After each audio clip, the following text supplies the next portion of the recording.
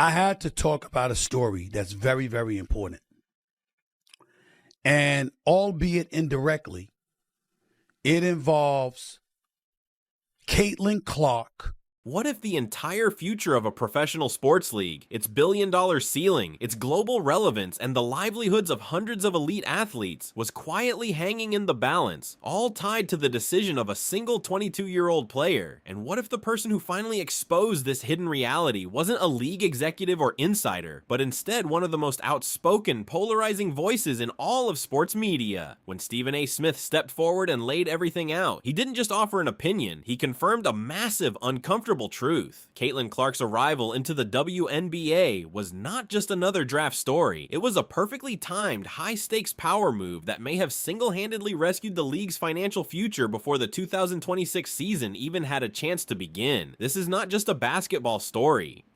This is a story about money, leverage, timing, and a deeply buried financial reality that had been building pressure for years behind closed doors. For decades, the WNBA existed in a strange position, respected for its talent, admired for its athletes, but constantly fighting for true mainstream relevance. It was a league full of champions, icons, and generational greatness, yet it never quite broke through into that upper tier of cultural dominance where massive revenue, global attention, and financial explosion live. The conversations around the league were repetitive and frustratingly consistent. Viewership numbers that plateaued, salaries that lagged far behind men's sports, and a constant uphill battle for respect, media attention, and visibility. The league wasn't failing, but it also wasn't thriving. It was surviving.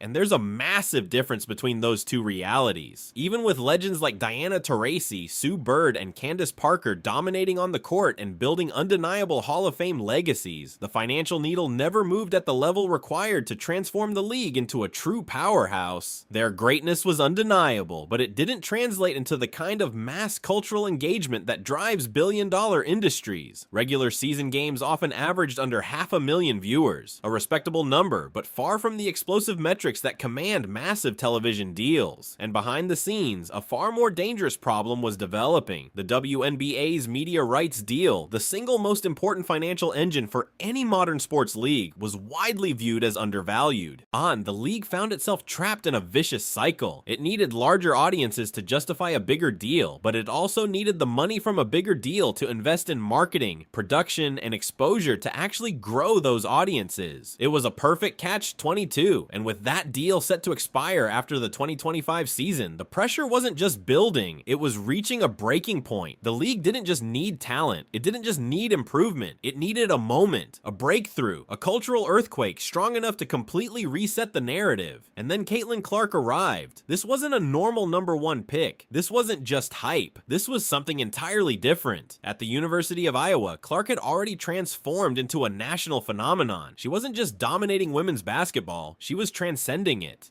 She became a household name, a player whose appeal reached far beyond the sport itself. Her style was electric, fearless, and unforgettable. Logo threes, impossible passes, and a confidence that demanded attention. But her real power wasn't just what she did on the court, it was what she generated off of it. The numbers told a story that no executive could ignore. The 2024 NCAA Women's Championship game featuring Clark drew an astonishing 18.7 million viewers. That number didn't just break records, it shattered expectations across the entire sports world. It outperformed NBA Finals games. It surpassed World Series matchups. It became a full-scale national event. For the first time, women's basketball wasn't just relevant, it was dominant in the ratings. So when Clark declared for the WNBA draft, it wasn't simply a career decision.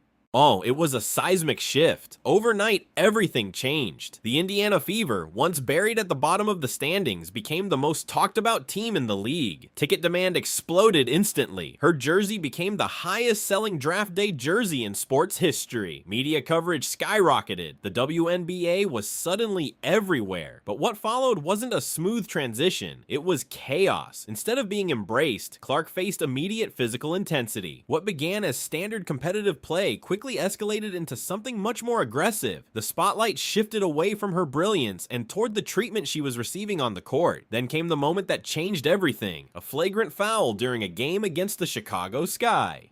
On a blindside hit by Kennedy Carter that sent Clark to the floor and instantly ignited a national firestorm. That single moment transformed the narrative. It was no longer just about basketball. It became a debate about fairness, jealousy, competition, and protection.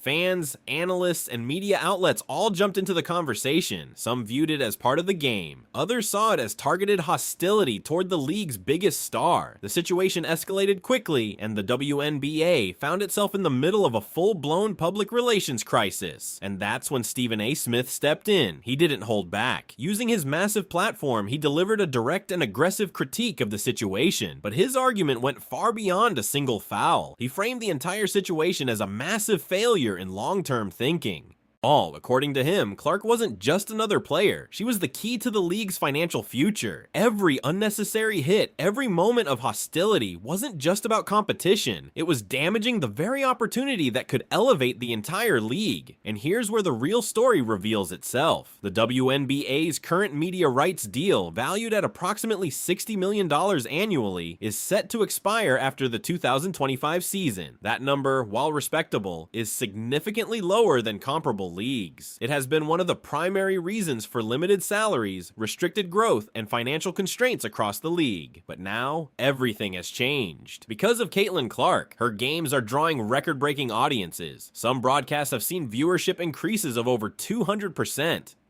Networks are no longer evaluating the WNBA as a whole. They are evaluating the value of the audience she brings. This completely shifts the negotiation landscape. The league now holds a powerful bargaining chip, one that didn't exist before. Analysts are now projecting that the next media deal could reach $250 million annually or more. That is a complete financial transformation, and perhaps the most fascinating part of this entire situation is how controversy played a role in accelerating it. The drama, the debates, the viral moments, they didn't hurt the league. They amplified it. People who had never watched a WNBA game suddenly became invested. Rivalries became storylines. Games became must-watch events. The league evolved into something bigger than just competition. It became entertainment at a national level. The results are happening in real time. Sold-out arenas, skyrocketing ticket prices, increased merchandise sales, expanded media coverage, long-standing issues like travel conditions being addressed almost overnight. The entire ecosystem of the league is shifting, and at the center of it all is Caitlin Clark. Stephen A. Smith didn't exaggerate. He identified a fundamental truth. Clark didn't just enter the league. She arrived at the exact moment it needed transformation the most. Her presence has redefined its value, reshaped its future, and positioned it for a level of growth that once seemed impossible. The WNBA wanted a star. What it got was a revolution, and now the biggest question remains: can the league sustain this momentum while protecting